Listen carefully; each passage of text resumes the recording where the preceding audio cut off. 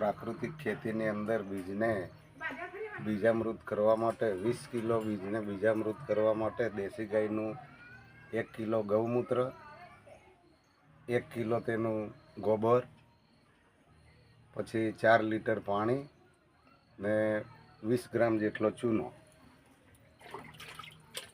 મોવણના 24 કલાક પહેલાં આ અર્ક બનાવી દેવાનો હોય છે।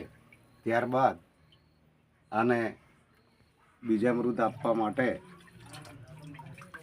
20 કિલો ઘઉંનું બીજને બીજામૃત આપવા માટે જે એના અંદર ઘટતું જ મોવણ નાખી શકાય છે।